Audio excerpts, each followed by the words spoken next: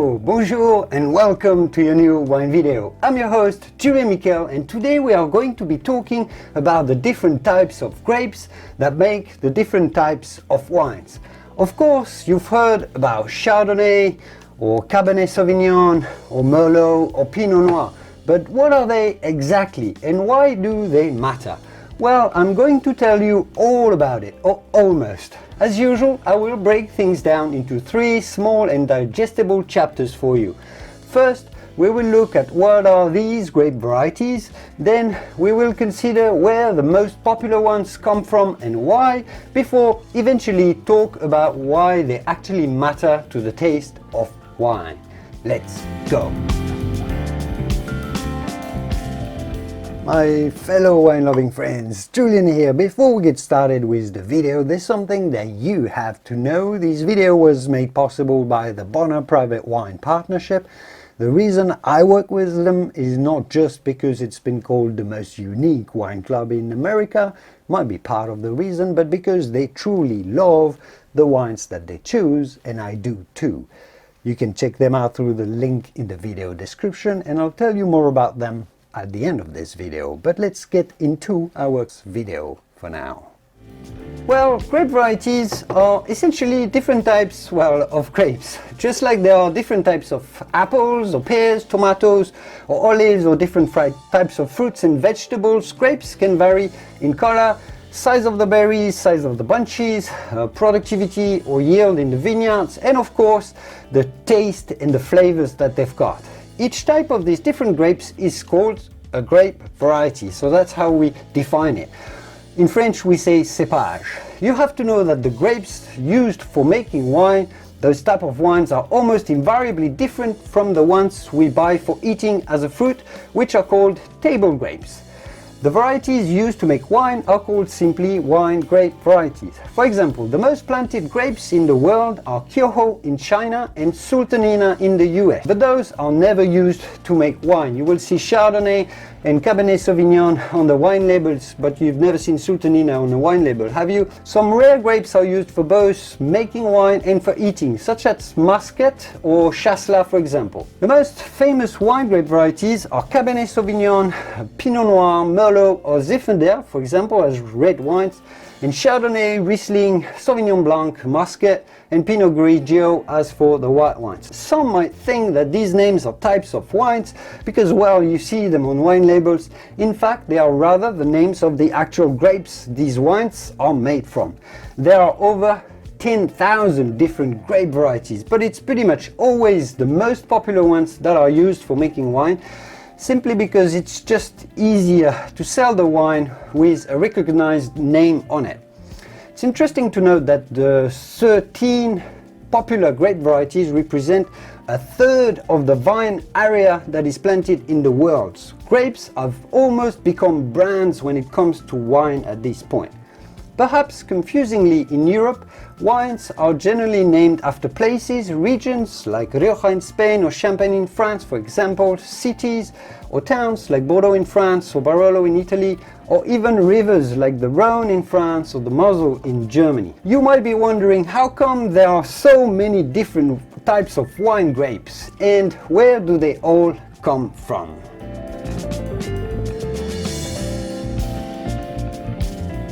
What's important to understand here is that grape varieties are essentially different types of plants, different plants that have been selected over time for their agronomic characteristics.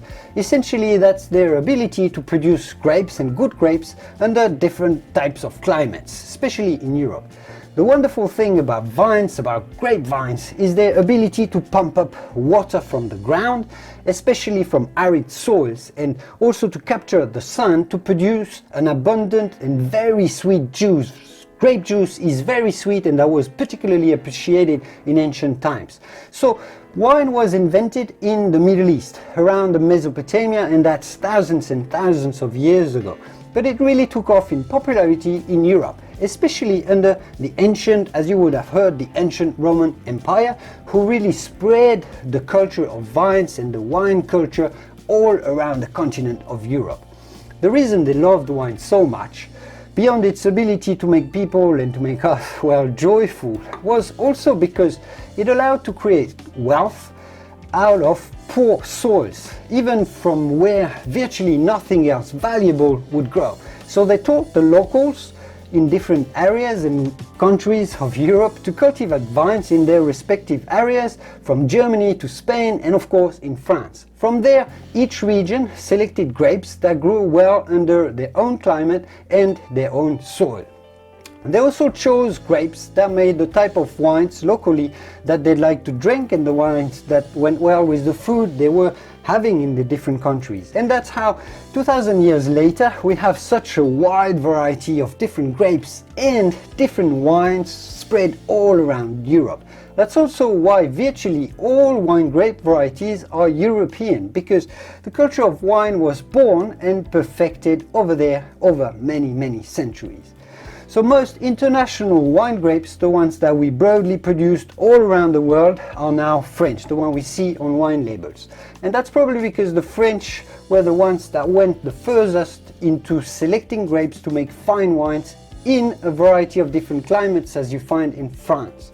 So Cabernet Sauvignons, the Chardonnays, the Pinot Noirs, the Merlots, the Syrahs, the Sauvignon Blancs, so the Gamay, all of these are French of origin. But the Italians have an enormous diversity of grapes as well. There, virtually every village has its own grape, leading to an incredible and unique variety of different wine styles, much more diverse than what you can find in France even.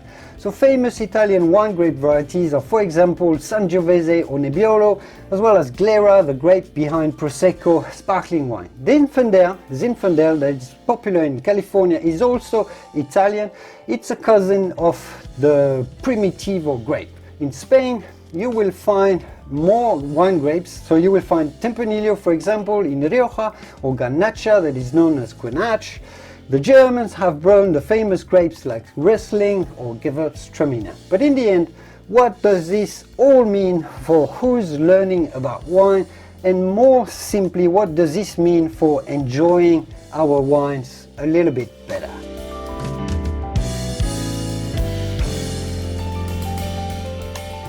So each and every grape has its own characteristics and its own flavor profile. Some are more aromatic than others, meaning, they smell more pungently. Some have more color, as you can see, or more tannins. You can see the variety of colors here, or more acidity, especially in white wines, etc., etc. So each grape also generally has a few signature aromas like lemon and butter, and this is particularly true in Chardonnay, but you will find also some cassis in Cabernet Sauvignon, you will find some black cherry in the Merlots, you will find plum and prune in Zinfandel, or for example black pepper and blackberry in those delicious Syrah wines. So essentially, grape varieties are the first stage of the immense diversity of wine that we find in the world of wine, because they are obviously the core ingredient for making wine. Even the smartest winemaker cannot make the same wine with different grapes. That's just not possible, that's just not going to happen. Then of course, each grape will have a slightly different expression depending on where it's grown. As we say in French, this is going to be depending on the terroir. Understanding grapes is the first stage, the first phase of understanding wine.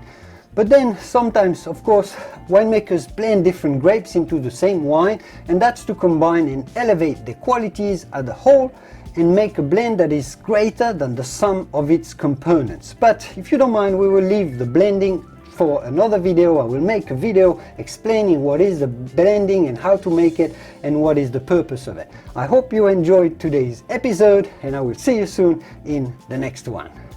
Au revoir.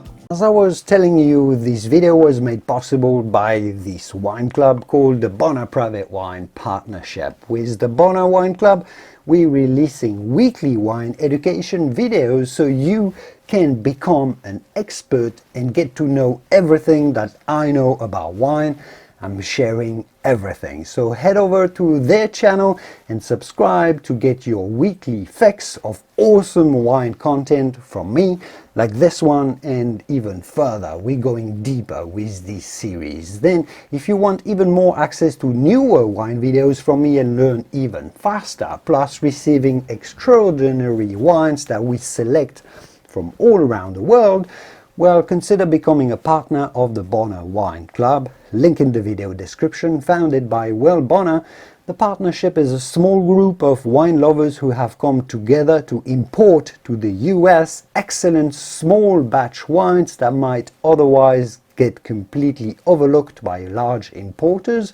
A great opportunity to get access to small batch wines. Right now you can get your hands on 3 rare extreme altitude red wines from Argentina, from some of the purest, highest vineyards in the entire world, way up in the Andes Mountains. No middlemen here, no additive packed supermarket wines, no inflated costs. Make sure to check out the link in the video description to learn more about this exclusive wine club and get more wine videos. But for now, yeah, I'll see you soon in the wonderful world of wine.